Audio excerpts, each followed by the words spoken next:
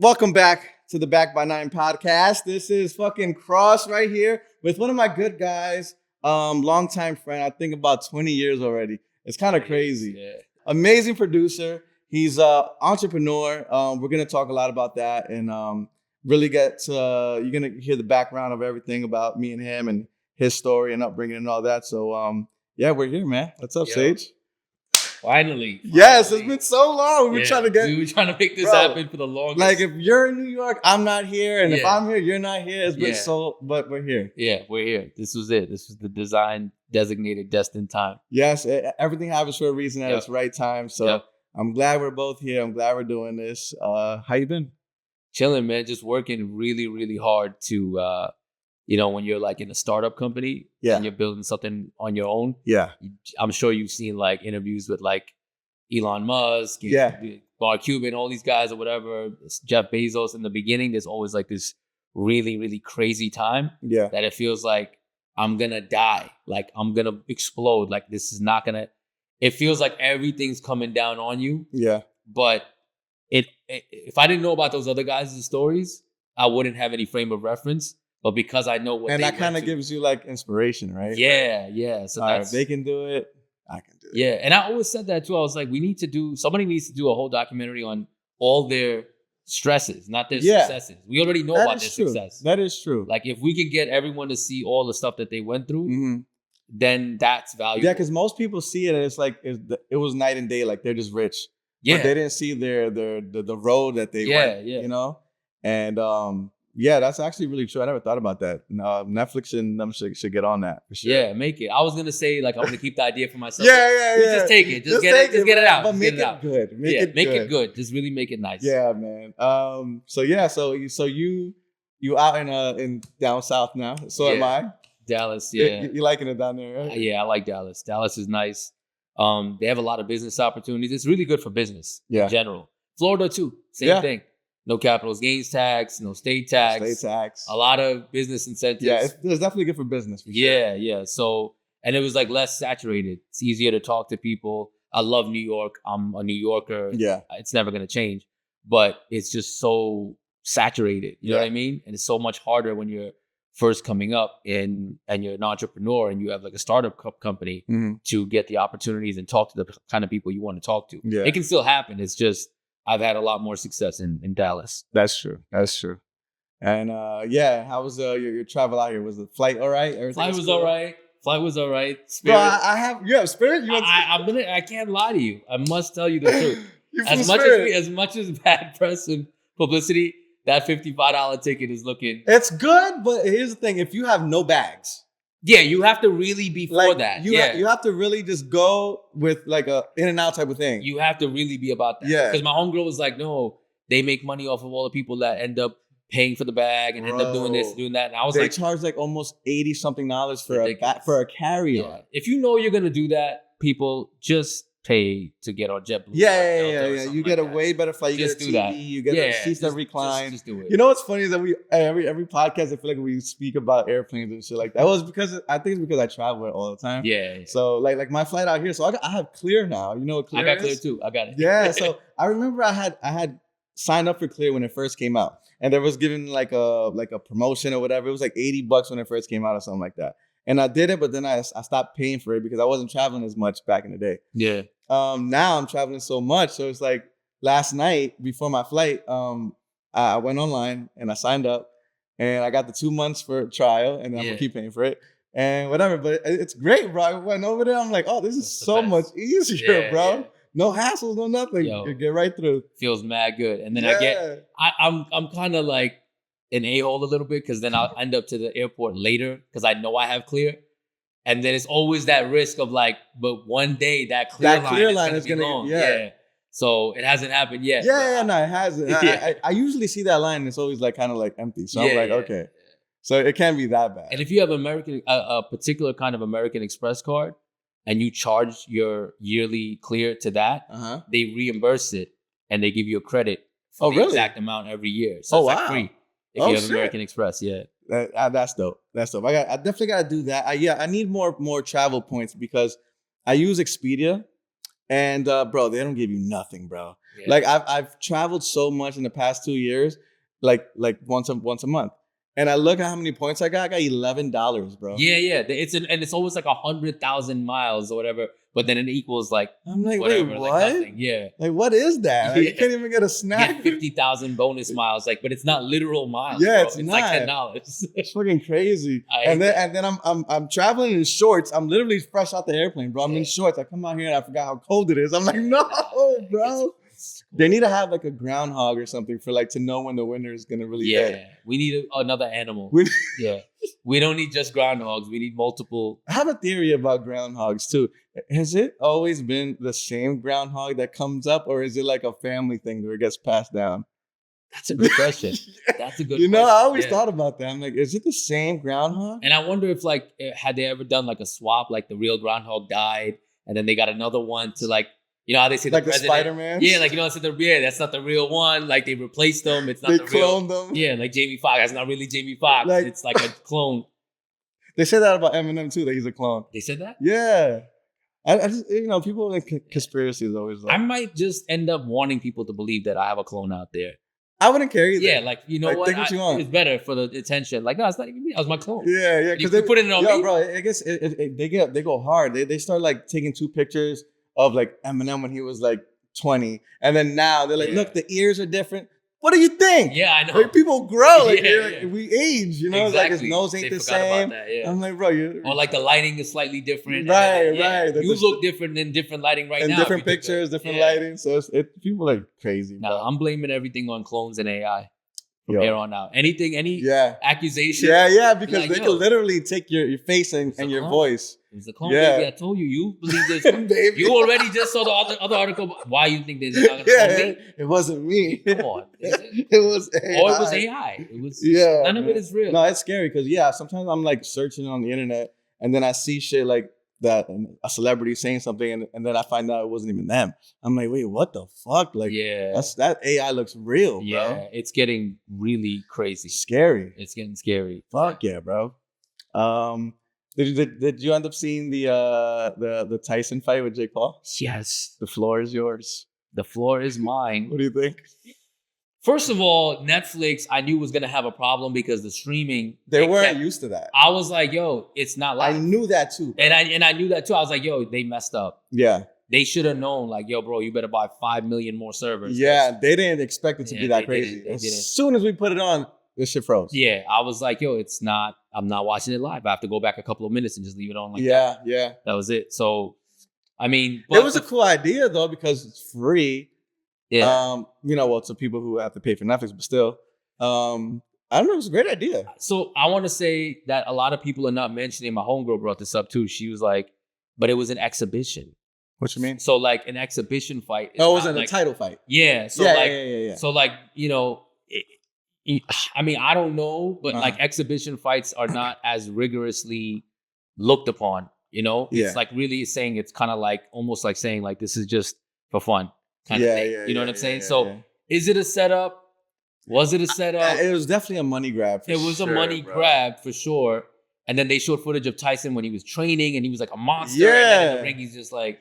I mean, I knew off rip they didn't want to hurt each other because there was times where Jake was really hitting him and Tyson was stumbling. Yeah. And he could have kept going and knocked him out, but he stopped. Yeah. So I'm like, okay, they really don't want to. Yeah. They want to just put on the show, go the entire length of the fight. Yeah. I think so too. I think that it was just, and even like when they were interviewing Tyson in the end, and he was just like, whatever, it was just for me. It was just for me. That's like something that I would say if like I just wanted to know if I could even do this. Yeah. Not like if I could win, knock somebody out. Like I just want to know if I could be in the ring. Yeah. Either way, you got to give him props, man. He's 60? Yeah. And bro, he's in great shape. Yeah. That's crazy. So good, props to him and props to Jake too, man. It takes a lot of guts to get in the ring, period. You know what I'm saying? Yeah, that's true. That shit is not easy, man. It's not easy at all.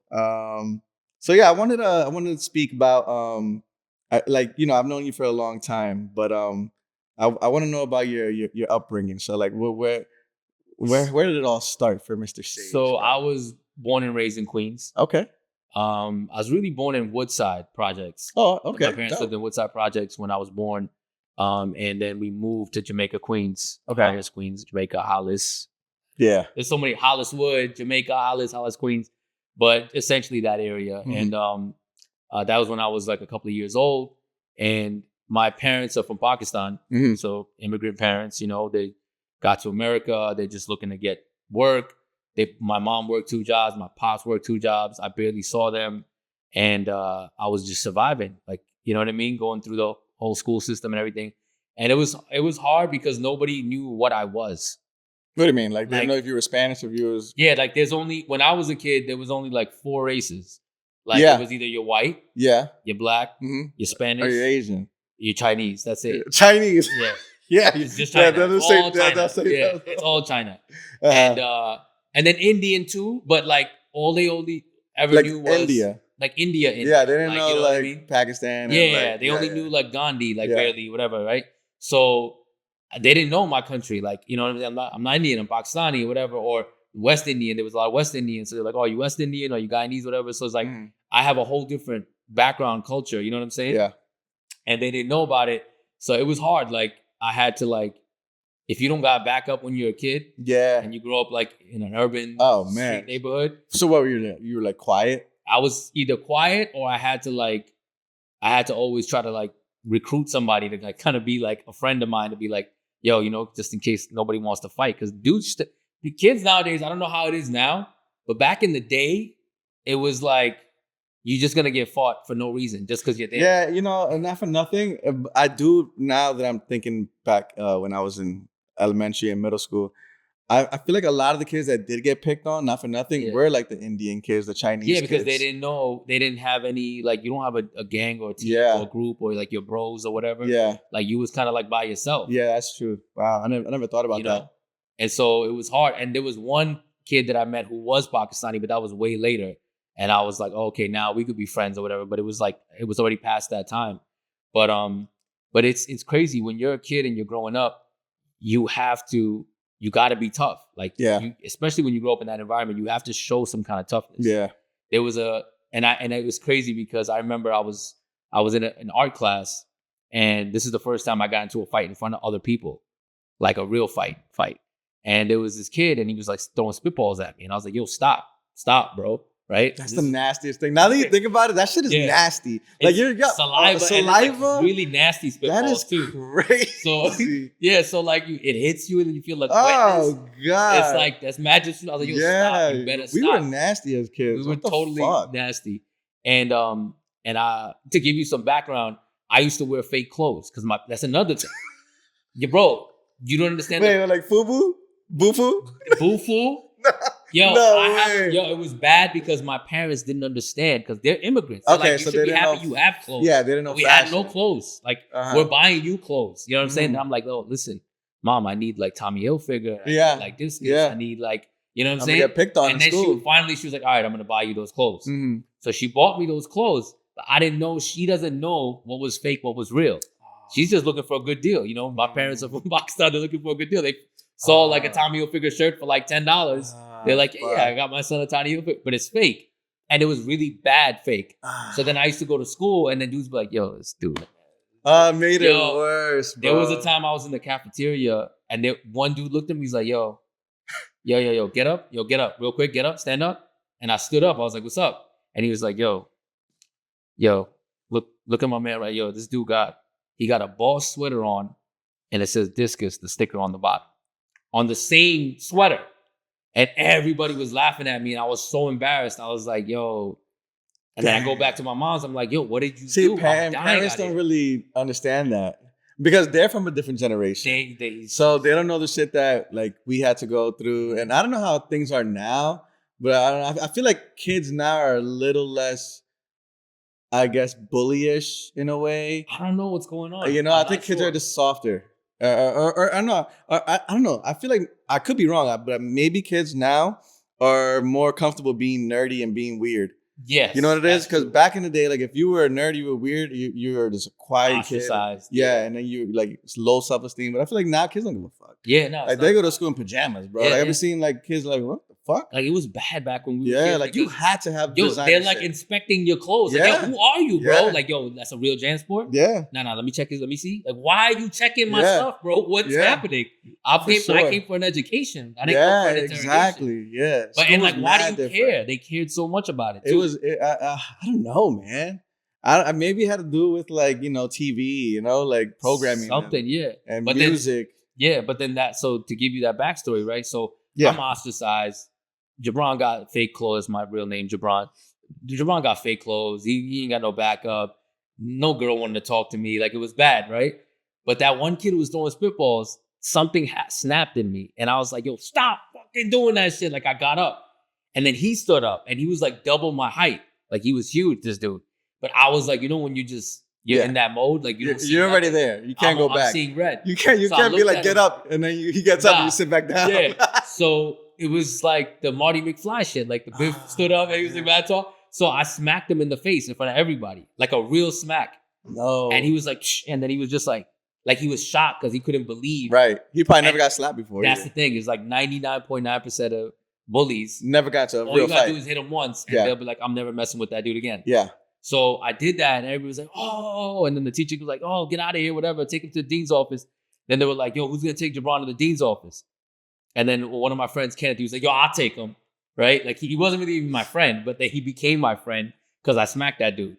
So then he took me to the dean's office. He was like, yo, that was crazy. The whole time walking there, he was like, yo, that was so good, man. That was so good. That made you feel good, right? And I was just like, wow, right? So I go to the dean's office. She's like, why are you here? You've never done anything. Like, you're not somebody who I see on a regular basis. Like, I was like, I don't know, the dude throwing spitballs at me. I can't take it anymore, right? And she looked at me. She was like, just go. I'm not going to do anything, right? Yo, the next day. You were the man. Same fake clothes. This is the crazy shit about psychology. Listen, everybody. I was wearing the same fake shit that I was wearing last week. They looked right past it. Not only did they look past it, they were like, yo, that's some new shit, like some exclusive shit. I swear to God, I'm not joking. Yo, they were like, yo, what is that? That's some new Hilfiger shit, right? I was like, yo, this shit. I didn't say anything. I was just like, yeah. And then they're looking at it, they're like, yeah. Nah, Jabron got some exclusive shit on. Because they could not see somebody who could do something like that, like fight back. And they couldn't equate that person with wearing fake shit. They couldn't do it in their brain. So their brain it's so crazy, made it like, no. He got some exclusive shit on. Look how crazy. The way people think. And then every girl like, hey, Jabron, all of a sudden, now the girls want to talk to me. Because I smacked that dude. That's it. That's intense, bro.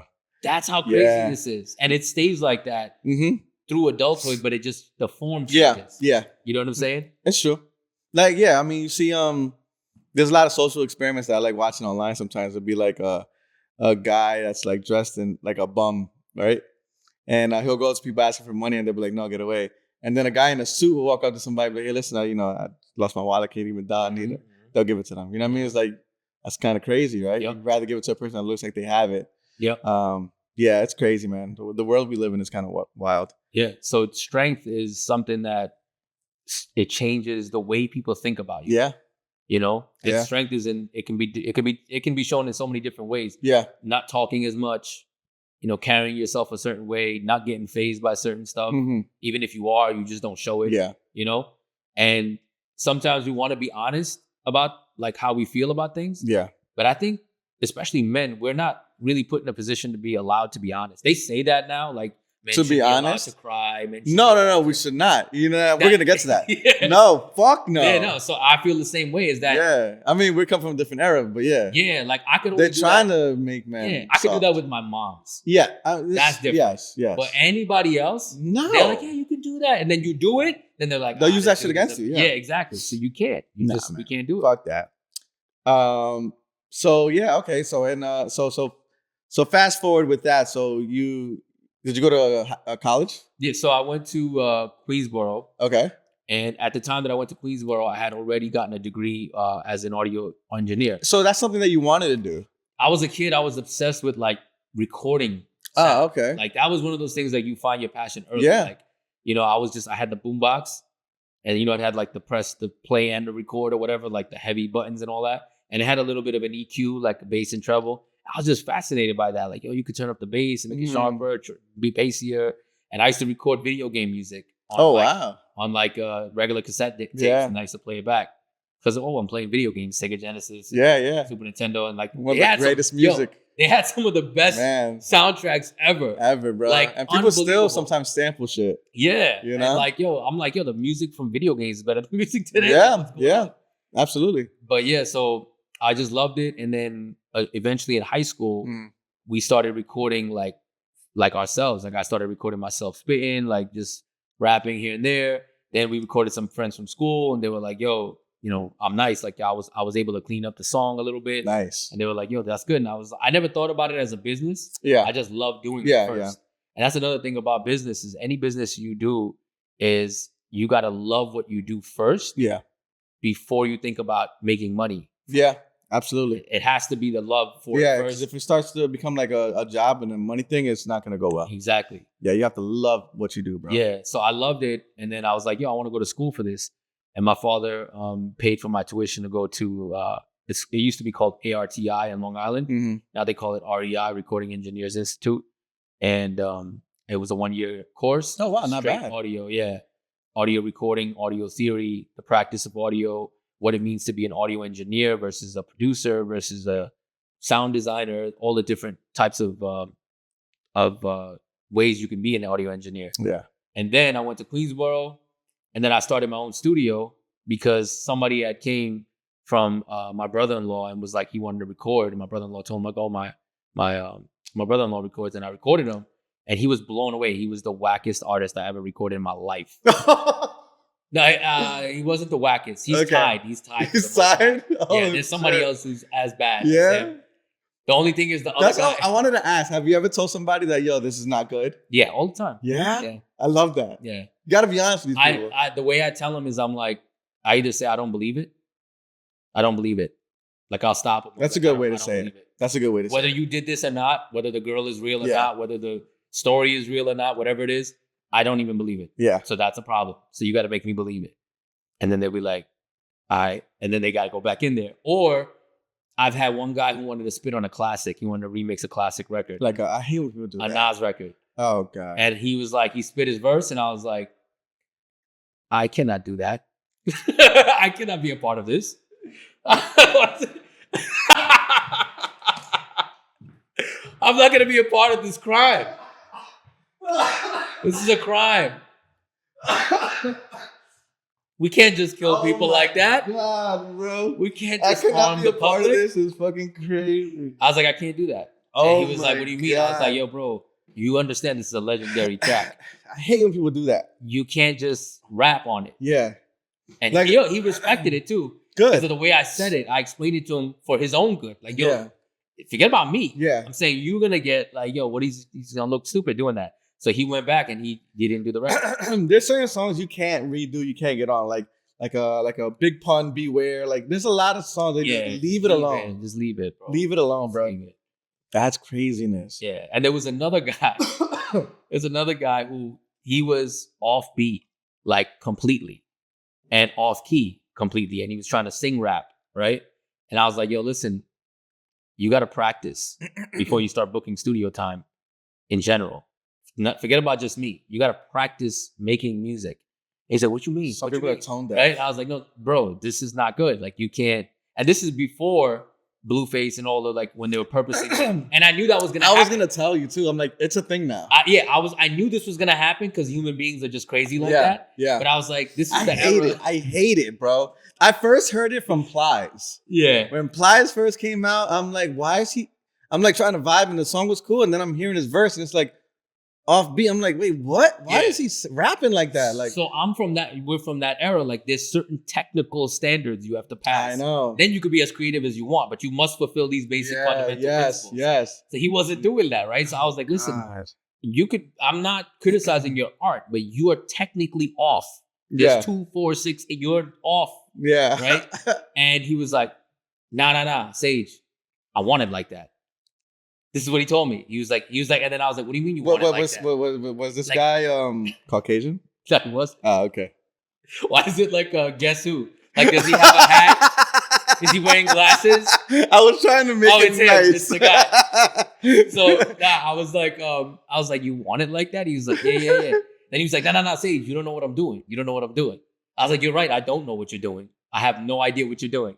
Then I was like, as long as I told you, if you want to continue to record, you can record. I'm not going to stop you, right? Yeah. Maybe I don't. Maybe you do want to, you know what I'm saying, sound like this for whatever crazy reason. You're expressing yourself in this way. You feel better after you do the studio session. Art is you're subjective, paying I for guess. therapy, right? So like you feel better? Yeah. Great. You paid or whatever, fine. But don't tell anybody that I had any involvement in this. Right. And I told him this clearly. It was that bad? Yeah. He was like, yo, because King Sage Music, you're my producer. I was like, I'm not here. I'm not. He'll tag you and shit. You are a sneaky link right now in recording. Yeah, I'm not posting I'm not this. with you. We're not in a relationship. Yeah, word. You can record, but that's the farthest we're gonna go. Speaking of farthest we're gonna go, have you seen these guys that are traveling from across country on a skateboard right now? Nah. There's these guys. The name is J Films and Oreo. They're skateboarding from Venice Beach, California, all the way to Times Square right now.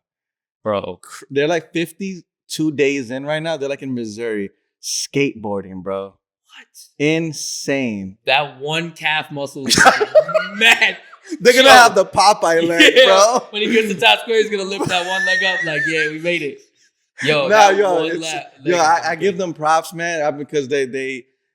So the guy J Films, he's like the one that's vlogging the entire thing, and so every day he puts out a little YouTube video like 30 minutes long and like show their journey, and it's inspiring, man. Like they just got up one day and said, "Yo, let's just do it," you know. I think you could do it as long as you got another person with you.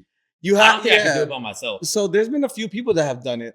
There's been a guy that walked across country barefoot on his own. Oh my god! And he recently just completed it. He's like all over the news now. Like maybe a week ago, he completed it. That's crazy. There's people that's done it on bikes. I heard supposedly Mike Posner, a singer, did it once too.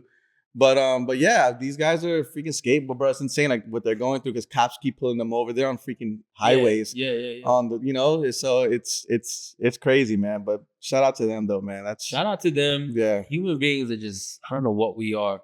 It's crazy to think that we are just.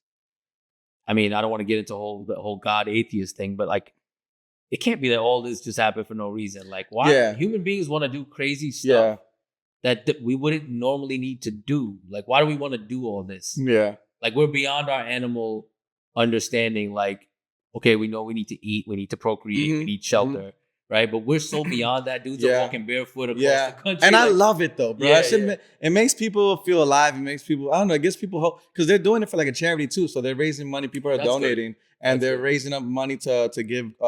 They're building like hundreds of skateboards to give to kids. Oh, that's really dope. So it's pretty dope what they're doing. But yeah, like I was looking at my cat the other day, and I was like, damn, you really just eat, sleep, and that's it, and just chill. I'm like, that's what animals are like, but we're not like that. Like we want to accomplish something, other things. Like we want to do stuff beyond that. Yeah, and I love it though. Yeah, that's especially to see people that because.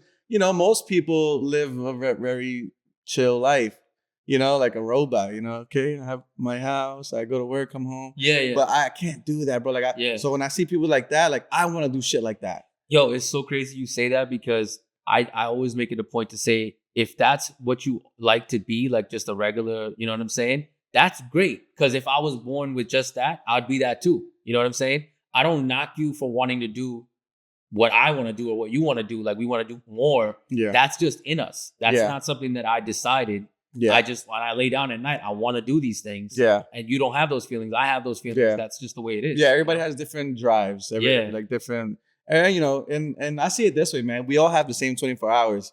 So it's like, there's nothing you can't do, bro. Just get up and do it. People just are afraid to just start something. You know what I'm saying? That's true. Definitely shouldn't be afraid to do whatever it is. If you do want to do something. Fear is not a real thing. It's not tangible. Fear is just a feeling. It's an emotion. It's not real. Yeah. So it's like, I don't fear nothing, bro. Like, I mean, if I'm like in the middle of the ocean. Yeah, like a regular human fear. Yeah. But like thoughts of the future, you can't fear that. You can't. And mad people fear that. Yeah. You know? And you know what's crazy is that we see so many times somebody who was stuck in something like the worst thing, and then all of a sudden everything turned around and they fully made it, or they're on top and the next day they're on the bottom. Yeah. So wherever you are in life, you got to just know, like, then this is really for the people who are on the bottom. Yeah. Is that anything can change. Yeah. I just posted a video where a guy was like, "There's only so many no's you can get before you get a yes." Yeah. and this guy's like a billionaire. He was like, basically, you're gonna get told no so many times before someone eventually says yes. That's his experience. Yeah. So eventually, you might have 20 no's, 40 no's. But he said, if you get 50 no's and then you get a yes, and you know that 51st one is gonna be a yes, how do you feel about the first no? How do you feel about the 5th no? You're gonna be excited because you're gonna be like, yeah, hurry up. No, yes, let me get to the next one. Like, I know I'm gonna get to that yes. Yeah. Eventually you're gonna get that. Yeah. Yeah. So he was like, yo, don't get like depressed about, getting stuck somewhere or whatever. Just keep going, have no fear. Go for what you gotta go for, and eventually what will happen. Yeah. And if shit doesn't work, fuck it, at least you tried. You know what I'm saying? You don't want to be 80 years old, look back and be like, damn, I didn't even try, bro. Close that door. Yeah. Yeah. So. Anybody you want to talk to, anything you want to say that you feel needs to be said, say it. Yeah, just say it right there in that moment, because that's another thing about business. Like, if you want to be successful, you have to. It sucks because introverts, they lack that, but you have to be able to have the courage to speak to people. Because let's say you see somebody that you want to talk to that that could possibly help you with your business or whatever, and you're too shy, you just lost that opportunity. Exactly. Because they'll never pass by you again. You know what I'm saying? So you have to have courage. And what's the worst thing they could say? Yeah. No. Yeah. All right, whatever. Yeah. You know what I'm saying? That's really important to teach. I think a lot of people try to control their kids. Like, our generation was more like just trying to control your kid and tell your kid what to do in life. Yeah. But now I think the important thing is just make sure your kid has the skills they need to survive. Yeah. And then let your kid decide. They're going to tell you. Like basic knowledge of that's why I say they need to change the school system, because I don't think a human needs 12 years of the same subjects for that long. You know what I'm saying? I get it. They get harder and harder in the subject, but we don't need. I don't remember anything from high school. Yeah. Like, I feel like we need like the basic math, the basic reading, to not be an idiot. And then start teaching us business and shit about real life in middle school, going into high school. Like, we don't need that many years of the same thing. Yeah. You know what I'm saying? And social skills too. Like, I guess they expected us to develop it on their own. Like, we're just going to be thrown in a room with kids in the cafeteria and develop it.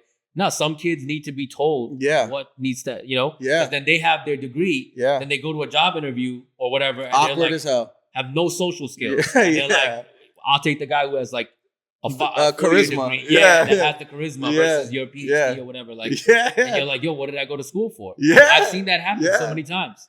I've I've had people shadow me that come on set, but they want to learn. And they're like, yo, I've learned a lot with you in a week than I had in school in 3 years. Bro, and it's like, what the fuck? I was in a session the other day, and I was telling this new artist like what he should do and everything like that. And he's just staring at me, and he's like, his manager was there, and his manager was like, no one has ever told us this. And we went to places where they were supposed to teach us this stuff just for consulting for that. And we're in a session with you to record a song, and you're telling us that while we're recording it. I was like, you're getting mad value out of me.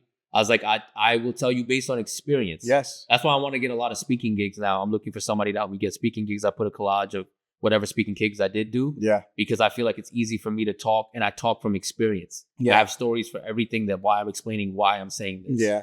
That's important too, because I've seen people do speaking gigs and they're just reading from a textbook. Yeah. And it's like, but where's your experience? Yeah. Where is the reason why? Yeah. Show me a on the ground scenario where that applies, and then I'll be able to absorb it more. That's true. Right. And and so in your recording history, right? What's been your worst experience with an artist? Worst experience? I don't know if this is the worst because it was actually funny. Okay.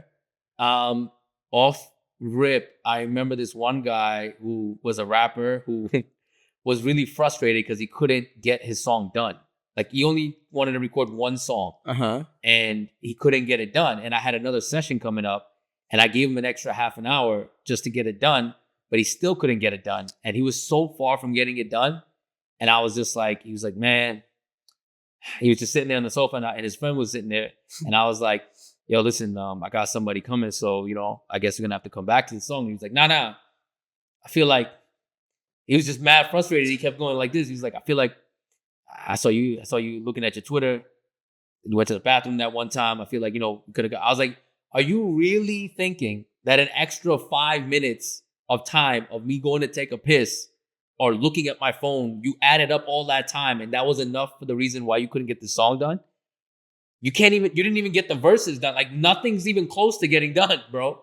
Oh, and he was like, nah, because I feel like you was not really what I was like, yo, bro, listen. So he started getting like disrespectful? He started, to me. And then I was like, listen, bro, I don't know what to tell you, man. I was like, I mean, you did say you were kind of rusty when he first came, right?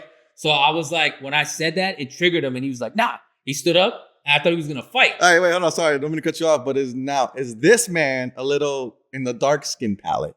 He is. Okay. He got up. I don't know what that. Yeah. Okay. But he got up and he was like this, and I was just like, I wasn't even scared of him. I was just like, what? And he was like, nah. And there's nothing wrong with me. I'm not rusty. I'm better than you. I'm better than him. He pointed at his friend who had nothing to do with anything. He was just sitting there like a quiet mouse. He's like, I'm better than, and he named another rapper, right? That who had recommended him to the studio, and I'm better than him. I'm better than that. He named like a couple of dudes. He was like, I'm better than him. I'm better than everybody. It was like a kid. Like he broke down into like a child form. And then he ran out of the studio. And then his friend was sitting there and his friend was like, and I was like, was that real? I was like, is he coming back? Yeah. Is he just frustrated right now? Whatever. He's like, I don't know, whatever. And his friend was gay. He's like, I don't know. And I was just like, is it real? Like, is he gone? Like, I don't know. Can you go outside and find him? Like, what happened? And he's like, I don't know. He's really pissed or whatever. Then he went. And he was looking, he came back, he's like, I don't know, Sage, I don't know where he is. I was like, well, I got his song, and that shit ain't going nowhere until he pays for the session.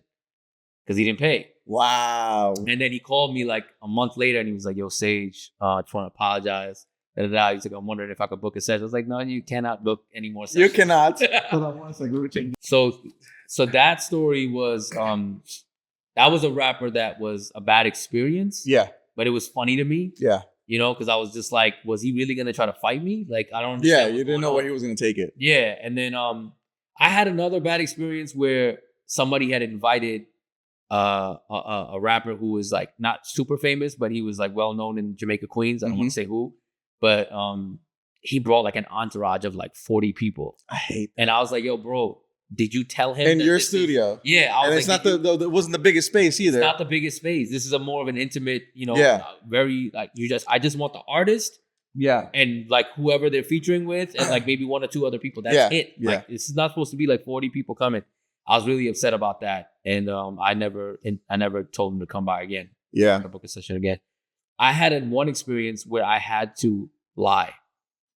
And I never lied to any of my clients except for this one time. He wasn't really a client, but it was a really tough decision because I had a client whose mother passed away. His mother died, and he called me and he was like, yo, Sage, I need a session ASAP because I want to record this song. It's about my mom. She just died, and the wake is on Friday or something like that. Shit. And I just want to record it, and I want to perform it in front of my family, right? And I was like, oh, snap. So I had to make room for him, and he came to record. And his little brother was sitting there. Mm. So he's in the booth. His little brother's sitting right across from me on the sofa, right? And he's spitting his heart out. Like I could hear him like in tears, spitting this verse out about his mom's. And I'm listening and I'm like, man, this is crazy, right?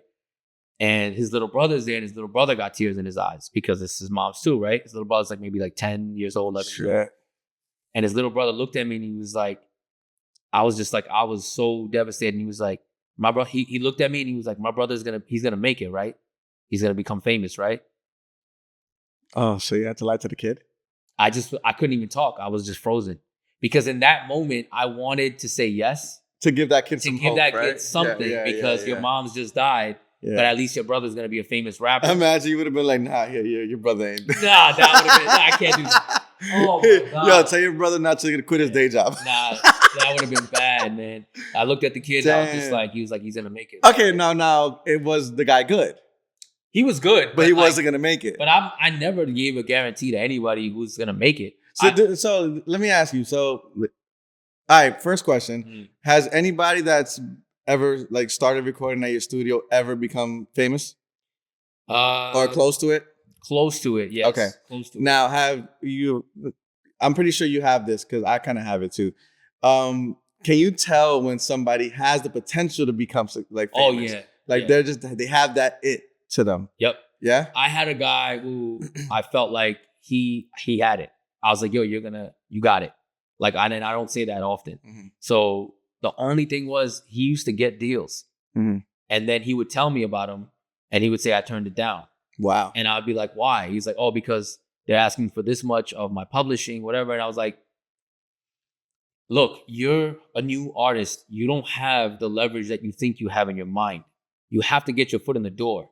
So I feel like he could have become famous and he ended up not, because he turned down deals that, although they were not the best deals, they were deals that would at least get you to the point where then you could negotiate from there, and you could always get bought out of your contract. You know what I mean? There's always things that you could do, but you got to take that chance. You have to take that risk. At least the first one. You have to. You have to. It's not going to be the perfect deal. And I told him that. I said, they're going to, and this is when 360 deals were like new. And everybody was like, oh, they're going to take money from everything now, you know? But bro, they're going to provide marketing. They're going to provide this. You still got that, the attention of the masses though. You know what I'm saying? No matter what, even if you have a shitty deal, last a few years and then get out of that or whatever. And then, and I was telling him that and he was like, nah, I can't. I'm worth, like, you know, in his mind, he was worth. And I was like, damn, there's a lot of people who didn't make it now. And I know it was because of not just them getting locked up or shot or baby mama drama or something like that. Some of them successfully dodged all that, but they just didn't take the right deal. They just didn't take the deal. And you've seen artists that had the hunger, that were recording constantly and were really busy and active as an artist, and you've seen them just stop, right? Cold turkey, and they stop doing it because life hits them and they have to work and make money. Life, or they get locked up. I remember I had a rapper who he caught a case, he got locked up, and then he came home after 10 years and he booked a session and he was rapping. The way he was rapping was like outdated. Like he was rapping like 2006. And now we're in 2016. It's a whole different era.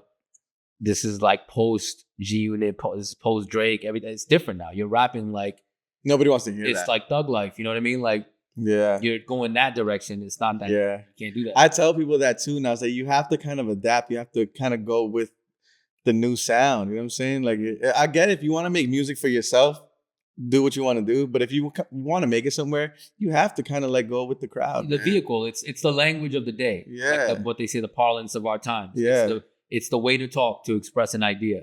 Like a lot of people say, like, yo, why do you talk a certain way with somebody and then a certain way with someone else? Like if I talk to you, I'm like, yo, what up? Yo, bro. But if I go into a meeting, I'm like, how you doing, sir? Nice I do the same thing. But it's not being fake. You're saying the same thing. It's just I'm speaking to you in the language that you understand. And I know you're gonna be comfortable with. Yeah, exactly. You know what I'm saying? Exactly. ArtistConnect. Yeah. So for the people that don't know, let us know exactly what it is, what you've been working on, how long you've been doing it, where did it start? Like how was this whole transition from being a music engineer, producer to this? So as an audio engineer, you know that the majority of who I work with are independent artists. Yeah. They're like 99.9% independent. Yeah. I've worked with Khaled, I've worked with Clef, I worked with Jada Kiss, but these are like remote projects and like they were like one-offs, you know? Mm-hmm. But 99% of what I like to work with are independent artists on the come up. So in the beginning, in the early 2000s, we need to get signed to a major label. Yes. That's the goal. My job is to just record you, make you sound as good as you can possibly sound, and then you show it to a label or an A&R, get somebody to hear it, and then they do the rest. Yeah. Right? Then it became, we're independent. We're going to do everything independent because the labels are screwing us over, which they were. But now you got to do everything yourself. Now you got to find the video guy. You got to do this. You got to do that. You got to manage your whole career. And this is something that a lot of people don't talk about. I'm going to talk about it on your podcast. And if everybody starts talking about it after this, they got it from us. The 9 to 5 first. Yes. You heard it first. This is where you heard it first. The quality of music, I believe, went down for several reasons. One of which is what I'm revealing now, is that I saw behind the scenes that the artists can't get in their bag as much because they're thinking about all these other things that they need to do with the music. The music turned into a hustle too much. Like, let the business people do the hustle part for you. You need to make the best possible artistic work, get in your bag, and you know that creative zone and the business side is like oil and water. It doesn't mix. That's so crazy. You take God out of it. Now you're back on, in the matrix, because now you're thinking about the money and the this and the expenditures and all that stuff and who I need to work with and da-da-da. So, and then you're compromising a lot too. So I saw the quality of music go down mainly because of that. And I felt like, how can I help bring it back up? Now I didn't know how. I just knew that this is what's happening. And they would ask me like, "Yo, Sage, you know like a video guy? You know like I need a singer. I need a this. I needed that." I knew people, but I didn't know how reliable they were. I don't know if they're available. I don't know if you want to barter with them or if they just want money. I don't know what that whole thing is. But all this was going on, and then one year I was flying to South by Southwest, and the idea for ArtistConnect hit me. I think that's when you have first sparked that idea. Yeah, I was on the flight, and it came to me like it comes to you in the ether or whatever. Like, this is it. You finally got it. And it was like, make a platform that has all these resources specifically for the artist, where they can list all their prices, list their put their portfolios on there, quickly find each other, and be able to get this stuff done easier. Like, make contracts for them, help them do their taxes, all that stuff, all the stuff that they don't want to do. Let this app do it for them. And that'll be like my gift back to the game from my experience, from what I saw that they needed. So I immediately was like, yo, I got to draw this. I saw it like in my mind. I saw the vision of it. I was like, I got to write this down. I didn't have it. I didn't have anything. And I called the flight attendant and I was like, you got a pen or a paper? And she was like, I have a pen, but I don't have any paper. And I was like, I gotta like draw it. Like, I want to physically draw it, you know? So I took like the barf bags that were in the front seat and I just started drawing. And I still have it. I have all the drawings from the original, how I wanted it to work. And I drew the whole app out on like multiple barf bags. Oh my God. And I put it in my book bag and I was like, that's the app. That's the vision of it. That's and then so I was crazy, like, bro. I need to find a programmer that can help me do it. So I found this young kid. On Fiverr? No, it was, how did I find him? I was searching like through, I think, Craigslist at the time. And he was like, he listed himself as a programmer who can program for iOS and everything. And I hit other programmers up, but he was the only one who was willing to meet. And he was young and he had already a good, like a record of stuff that he'd done. And he was interested. He was like, yo, I want to do this with you. So I was like, all right, let's do it. So we started building it. It took 3 years to build. Wow. And I was paying him from the money I was making in the studio from the artists to build ArtistConnect. That's the crazy thing about it, is that this app was created for artists from money that they invested with me when they made their projects. Yes. So it took years to make it. I finally made it. And I got some users on it. It took a lot of time to refine it. It's not easy. It's hard to make a comprehensive app. Yeah. And that looks good. That's responsive. Doesn't lag. Intuitive. Yeah. Like, I have to constantly, looks pleasing to the eye. Yeah. Easy to get around it. Yeah. So now it's out. It's available for iPhones and Android too? Not yet. We made an Android version, but it was so buggy that I took it down because it was like, presentation is everything. I can't. So I need to find somebody. By the way, if anybody watching this knows how to program in React Native, hit me up. Absolutely. Hit up either one of us. Yep, absolutely. Directly. And so we can get that done. And then, but just providing those resources and a tool to help people say, hey, this is what I need. And then they can directly target everyone in the system that's registered to do that, to see that opportunity. So it just speeds up things for finding resources, the kind of resources you want, or advertising whatever it is that you're selling to other creatives. So in other words, it's like a community, like a little neighborhood of a bunch of creative people. And if somebody goes up and posts, hey, I'm looking for a photographer or something. Yep. The photographers will see that, and they can target every photographer in their area. It'll show like there's 55 photographers registered in your city on ArtistConnect. Do you want to notify them directly? You say yes, and it'll shoot a banner notification on their phone saying that so-and-so needs a photographer in your area. So that's good for you as a photographer, because especially as a freelancer, it's just extra clients and opportunities for you to work. Hell yeah. So it only benefits you. And then on top of that, if you need someone for a shoot, let's say you need a model for a shoot, you can be like, yo, I need a model for this shoot that I'm doing. Notify every model in your city. And it could be outside of your city too. If you're traveling to another city. As long as they're on the app. As long as they're registered in the app. And it takes 2 minutes to make a profile in the app. Beautiful. It's that quick. So download that app and support the movement, because this is my gift back to the game. And it's ArtistConnect with a C? Yeah. Regular Connect? Yeah, ArtistConnect app. Yeah. Look at that. Okay. Search it on the App Store. You'll see Absolutely. it. Yeah. No, and it's definitely a platform that's growing. And I do see a lot of success in this app for sure. Yeah, after what I've seen and there's already how many people you have on the app already? So in the whole country, there's 4,200 people on the app. Look at that. But it's spread over the whole country. So every city still only has like maybe like 40, 50 people, like or whatever, major cities. So we need to get way more people to sign up. And it's free. That's why I'm like, yo, I'm just trying to spread awareness, because the more people we have on the platform, the more collab opportunities will pop up. Yeah. So it'll work itself out. It'll just make itself, you know, be more useful for everybody that's on there, the more people that are on it.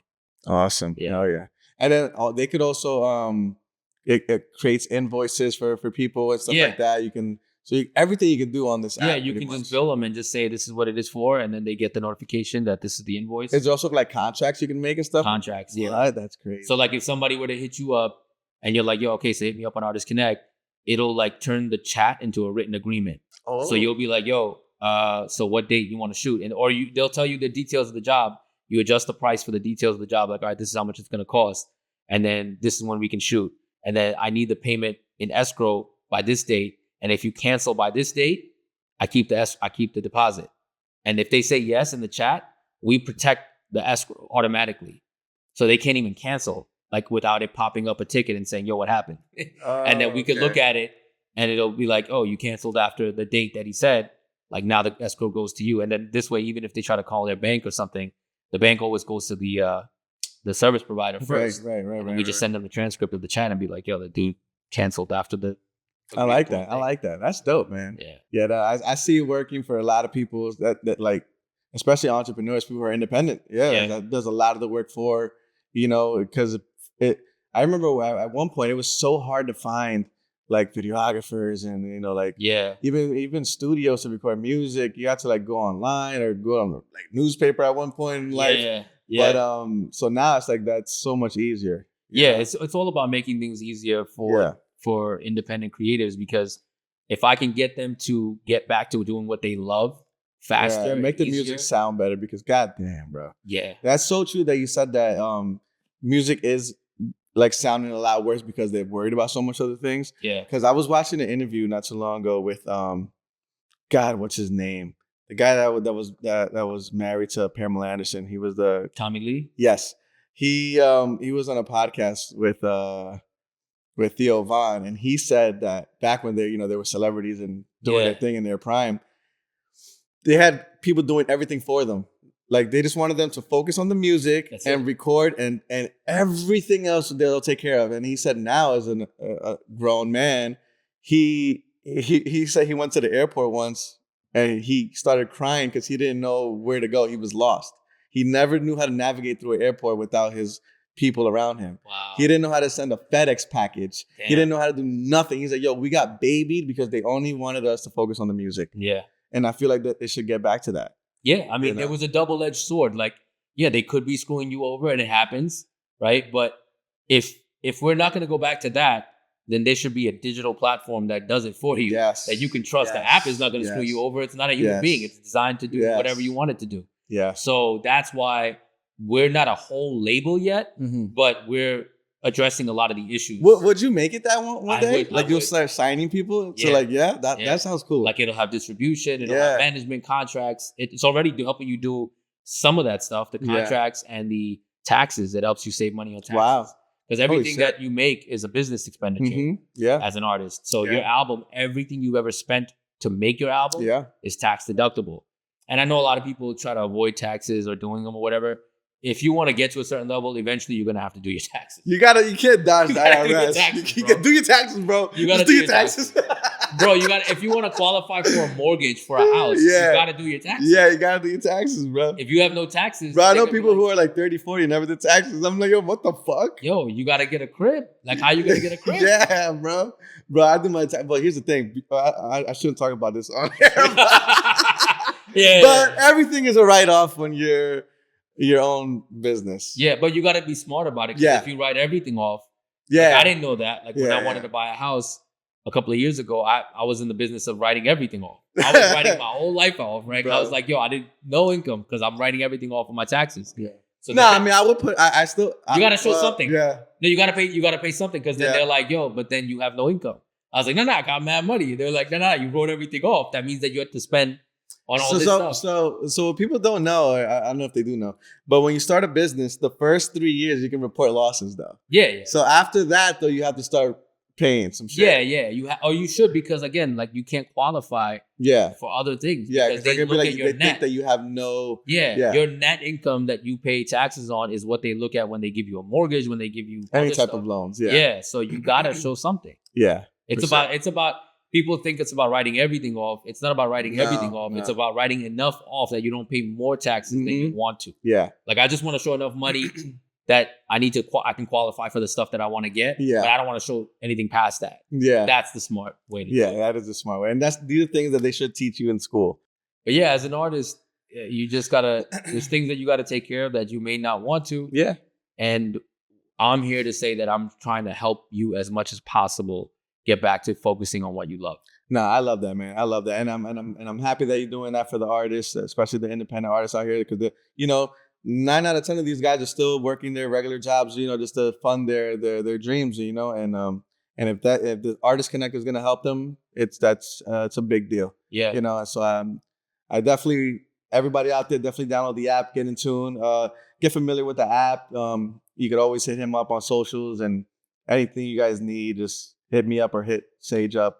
And if there's anything else you want to say about anything, let me know. I mean, just as an artist and as a creative person, whatever creative stuff that you do, just you don't ever let anybody who doesn't understand art tell you what you should do about your life and art. Because people who don't get it, they say crazy stuff. Like, I've noticed even people saying like, oh, that's all, like this whole like devil thing, like with everything about like, oh, they sold their soul to the devil. I'm not saying none of it is true. But I'm noticing that a lot of people, when they see someone work very hard for their success, be very creative, tap into their zone, and they become successful, you can't write all of them off as they sold their soul to the devil. That's mad unfair. Like, yo, if I worked really hard to be able to get to this point, and you're just gonna just be like, oh yeah, nah, he has devils that help him, and so what are you doing, bro? And that comes from people usually that don't have the talent. Not just jealousy, but people who don't even understand it, because in their mind they're like, it's not real to me. So you must have sold your soul to the devil, or you must have done some ritual. I mean, there is some weird shit going on. No, that's for another day. That's for another podcast. But not everybody goes through those hurdles to get to where they're at. Some people still have their dignity. Like the whole like, yo, he sacrificed his family. Like, Like every time someone close dies from like a celebrity, they be like, oh, he got sacrificed so he could get famous. Like I'm a conspiracy theorist, but I'm a healthy. Me too. I'm a healthy conspiracy. I don't go down crazy rabbit holes. I can't go too crazy. By the way, where were you during 9/11? Oh yeah. Nothing racial, but no, we were. It was a very busy day for us. Terrible. You want to know something? Hold on. There's something crazy. Yo, did you get shit after 9/11? So here's the thing. I graduated high school in May of 2001.